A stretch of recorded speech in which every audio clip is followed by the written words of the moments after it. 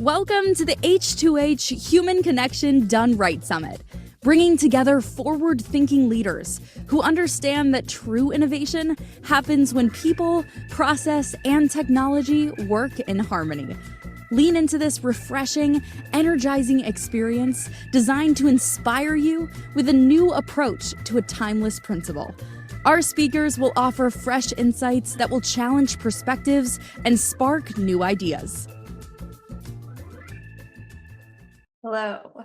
I want to start today with a story about these two guys who are currently going through Code's Elevate Leadership Program together.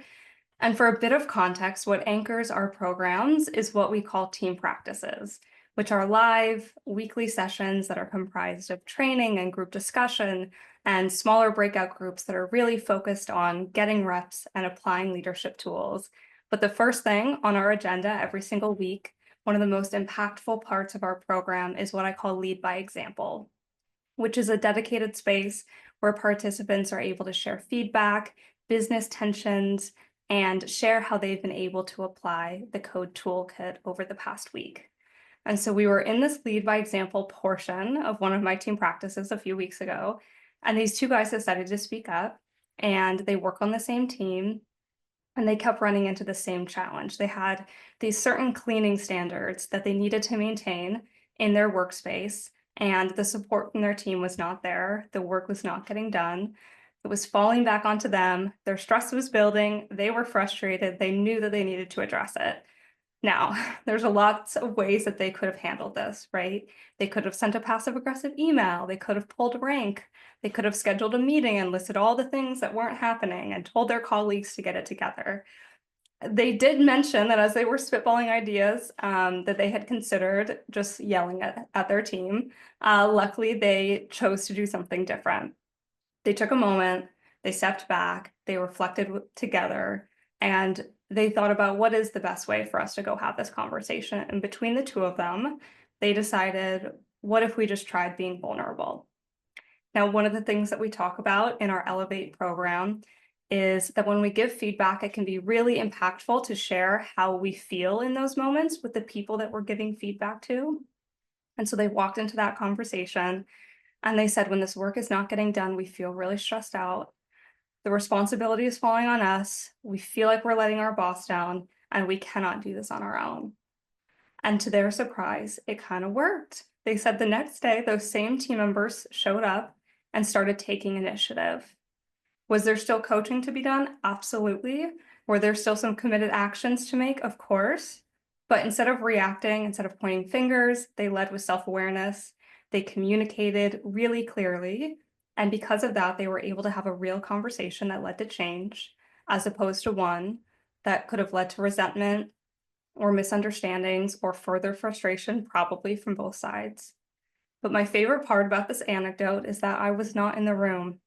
There was no facilitator, there was no script. It was just two leaders using the tools that they had learned, coaching each other through that moment, and showing up in a way that made every single person in that interaction better. And to me, that's what effective leadership development looks like. In those moments of stress and tension, these two did not just manage a problem. They supported each other. They leaned into the toolkit that they'd been developing, and they brought out the best in one another, which is exactly what we always hope to cultivate through our programs. And to me, they are perfect examples of what I like to call elevators. To me, an elevator is distinct from a manager or a leader. It's somebody who has the skills and the intention to continuously elevate themselves, their team, and their organization. And the term came because I was thinking about the word manager, and it doesn't evoke a lot of inspiration, right? We manage people and we manage budgets and calendars, but we don't want to manage people, right? That's not fulfilling. It's not inspiring. And frankly, it's not what most managers want to do, right? The leaders who go through my program have aspirations far beyond just managing people. And while I love the word leader, and I will use it many times today, I also think that sometimes it can fall short. When we picture a leader, rightly or wrongly, we often see somebody standing in the front of the room with a vision, in charge, and that's absolutely an important part of leadership, but it's not the full picture, especially for middle managers. And the word elevator to me really recenters what makes a manager exceptional, right? They're human and they're curious and they're committed to continuously developing themselves and the people around them. And for me, that's why elevator is not just a title, it's more of a call to action. And we can imagine how powerful it would be if you had a company full of elevators, just like those team members I talked about, that led with awareness and had skills and had the intention in those moments of stress to seek support and to choose how they wanted to respond and not just react, right? And that's what I want to talk about today. What does it actually take to develop an elevator, and how can you do it in a way that actually sticks? Because these are the kind of people we want on our team, right? Most leadership training programs focus on delivering information, and don't get me wrong, that's important. It is a fundamental first step. Participants go into our learning portal every single week and they do prep work for our team practices. And that's usually watching a video or reading a book chapter, but information is not enough. You have to apply it. You have to wrestle with it. You have to ask tough questions. And frankly, you have to be able to answer those tough questions in order to feel like you truly have command of a new skill. And the truth is, most of the leadership tools that I teach are not complicated on paper, right? But leadership doesn't happen on paper. It happens in real situations with real people, real tensions, real stakes. And that's where the challenge begins. That's when the questions come up. That's when people need support, right? People come to our team practices and they ask for support in strategizing, how do I communicate a new idea to my boss or my boss's boss? They ask for support in navigating performance reviews with team members who may not see the impact that they're having on the rest of the organization. They need coaching on how to navigate holding people accountable to in-office requirements, or support on how to train new employees, or guidance on how to approach vendors or clients who are causing friction in their department. I'm sure a lot of this is sounding very familiar, right? These are the types of new problems that managers need tools and support to navigate. And I say new managers because, as we know, most people don't start out as managers. They're promoted because they were great at what they did. They were self-motivated. They had the answers. They were problem solvers. They took feedback really well and they turned it into action. And then you get promoted. And overnight, you're put in charge of people. And anyone who's ever made that transition knows it's a huge paradigm shift. Suddenly, success is not about your own performance. You are responsible for people who do not think like you. They do not work like you. They do not respond the way that you do. And now the problems that you have to solve are not logistical problems most of the time, they're people problems. And that requires an entirely different set of skills. You need to know how to motivate others, how to coach, how to ask the right questions, how to give feedback in a way that actually lands. None of these are casual skills, right? They're simple in theory, maybe, but in practice, they're tough. And again, when stress and pressure hits, they're even tougher. And that's why leadership development is not just about learning ideas, it's about building the capacity to use them, especially when it matters. And if we want effective organizations, we need to have effective middle managers. Their actions impact folks up and down the organization. They're the bridge between strategy and execution, between vision and reality, and yet we often expect them to develop the skills that they need through trial and error. Maybe they read a few books or they attend an annual conference, right?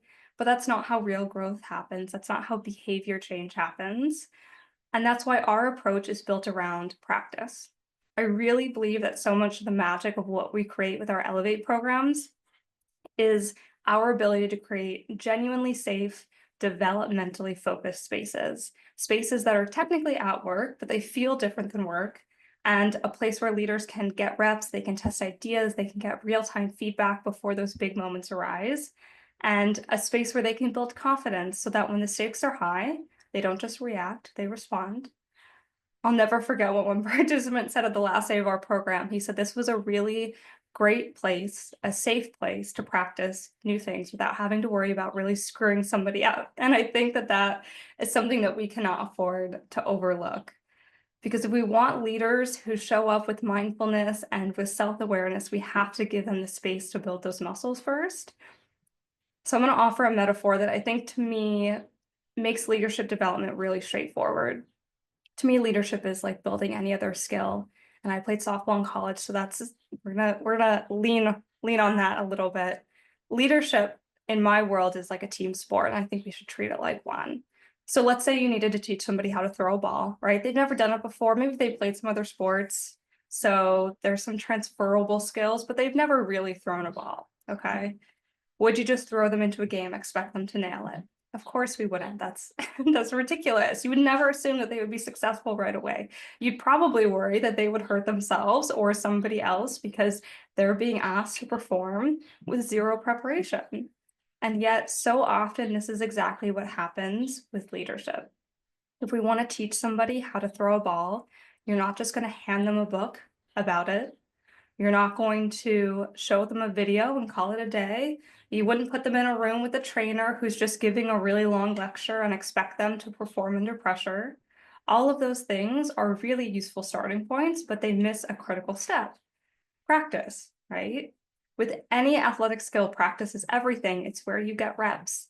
It's where you make mistakes in a low stakes environment. It's where you have teammates around you, people learning alongside of you, who can offer an extra set of eyes. It's where coaches can give real-time feedback, where you develop that muscle memory and you refine your form and you work through your blind spots. And if you do it enough, so that when game day comes and the pressure is on, you don't just hope for the best, right? You know that you're ready. And for some reason, we don't always treat leadership this way. We throw people straight into the game and we cross our fingers and we hope that they figure it out, ideally with minimal damage, right? And when they struggle, which most new leaders do, we chalk it up to growing pains instead of recognizing that we never really gave them a real chance to succeed in the first place. Trial and error is how most of us learn leadership, and that is not a leadership development strategy. It's exhausting for everybody. It's not a strategy, though, right? We've spent a lot of time imagining what the impact would be, the value would be of having a team full of elevators. I'm sure most of us do not need to use our imagination to appreciate the repercussions of a manager who does not have these skills, right? Whenever I tell people what I do and that I focus on equipping managers with the skills that they need to be successful, almost every time, without fail, that other person tells me that they know somebody who should really be in my program. The impact of managers who, in my experience, want to do a great job, but who don't have the skills to effectively show up for their people, is exhaustion and frustration on both sides of the equation, and that ripples through an organization, right? And I've seen relationships like this that are contentious, people who aren't working perfectly well together. Their dynamics have completely shifted around. I had a graduate say that since they started the class, they've had relationships, both work and personal, completely change around. He said one of those was with his direct supervisor, and he said it was amazing to see how they were completely able to flip the script. And that transformation is able to happen because we are so dedicated to creating a practice space that is driven by three core principles. So the first is cadence. Leadership is not a one-time event. Growth happens through consistent, intentional practice over time. Community. Leaders need peers who can support them, challenge them, and learn alongside of them. Nobody grows in isolation. The best leaders are not just self-aware, they have people in their corner who are helping them to see what they cannot see on their own. And coaching. That real-time feedback and that guidance are essential. So let's start with cadence. The more often that we apply what we're learning, the more natural it becomes, right? And at first, a weekly 90-minute meeting sounds like a really big time commitment for most people, but over time, it just becomes a rhythm, and it gives us a dedicated space to pause, to reflect, and to ask questions that so often get lost in the craziness of the day-to-day, right? How am I showing up? How am I handling challenges? What could I be doing differently?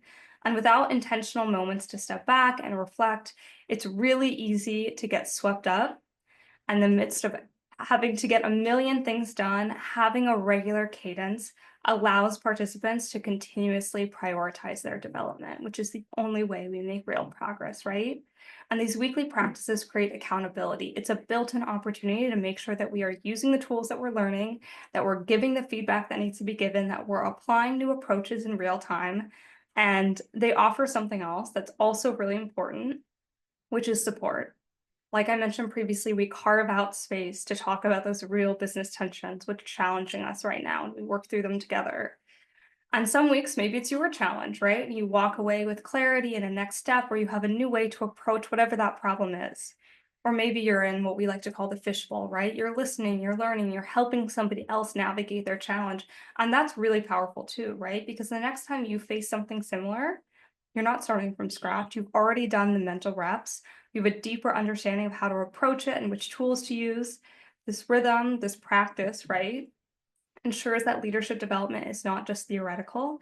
It becomes a part of how we think, how we show up, how we lead every single day, which brings me to the second piece of the puzzle, which is community, right?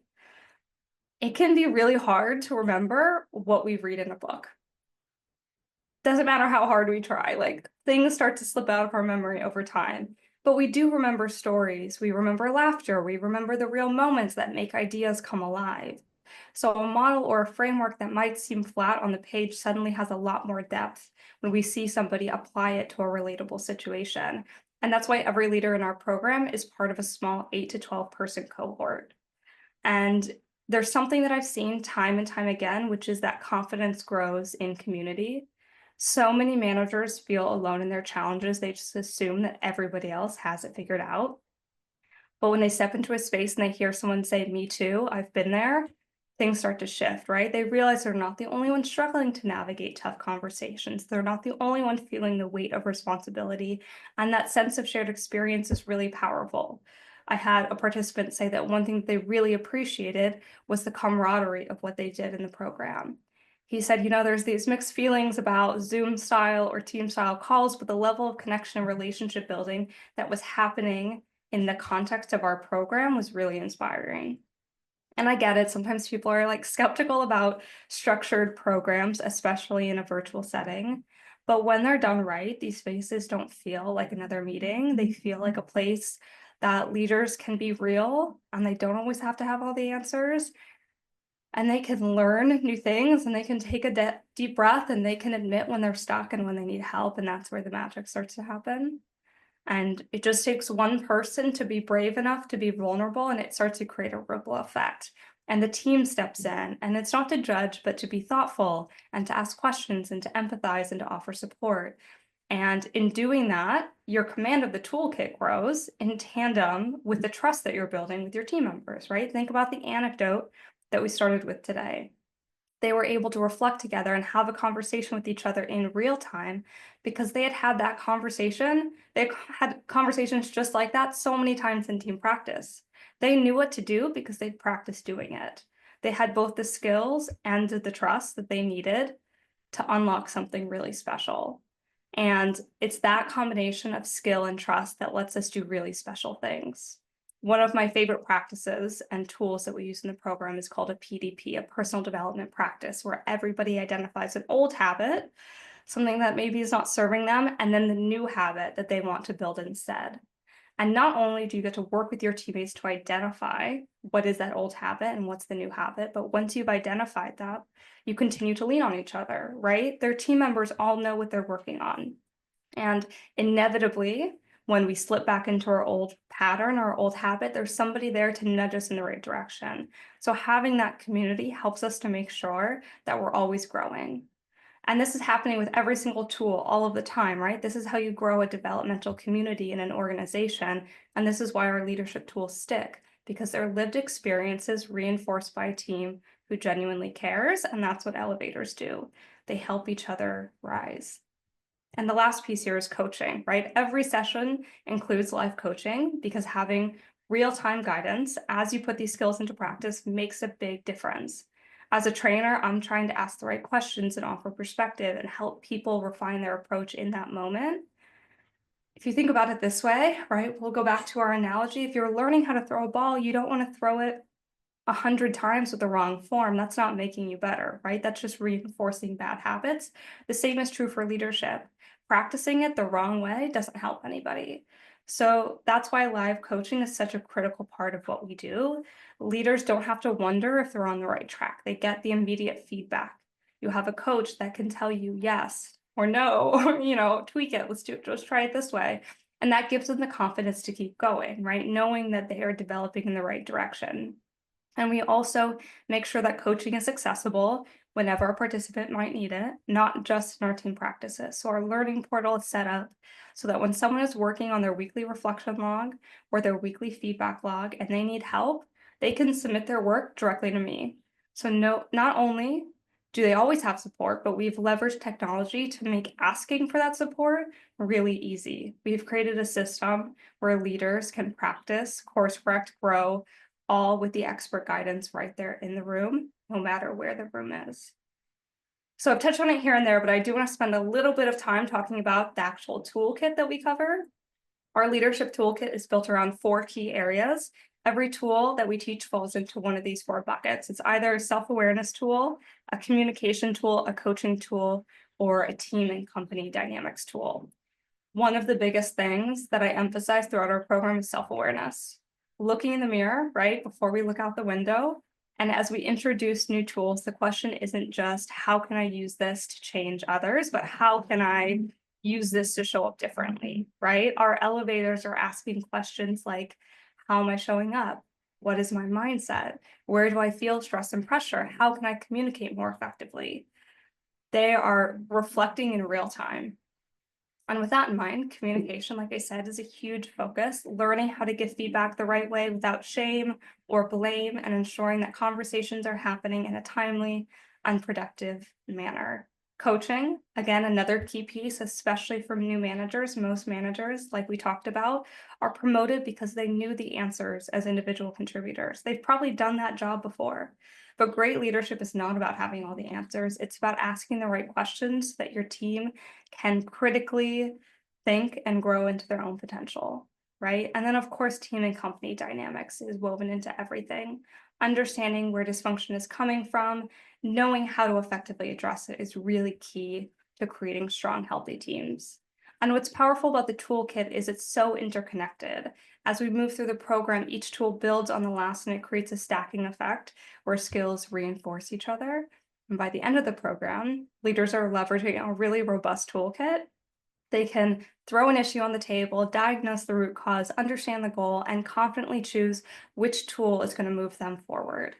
And that's how elevators save time, they reduce friction, and they drive results, right? And this approach is not just theoretical, it's measurable. Over 97% of graduates report feeling more capable and empowered. Over 95% they say they feel more equipped to lead their teams effectively and handle real-time leadership and interpersonal challenges. The vast majority find that tools are practical and applicable. Participants emphasize the value of learning alongside their peers, strengthening both their individual leadership skills, but also the team cohesion. We have spent years refining this approach, learning how to lead into structure and community to create an environment that is equal parts training and support. So if you're looking to develop the leaders on your team, I hope this has given you a little bit of insight about how you can approach that in a way that is going to be truly impactful, both for those individuals and for your organization. And I implore you to imagine what could be possible if your organization was filled with elevators. If you'd like to learn more about Code or Elevate programs, you can visit us at code.co or on social at code.co or connect with me on LinkedIn. Thanks, everyone. Thank you for joining us in today's forward-thinking session of human connection done right. As we transition to our next expert speaker, remember that together we are redefining the future. To stay engaged and informed, visit revenue-bydesign.com, where together we will be deliberate, be intentional, and be successful.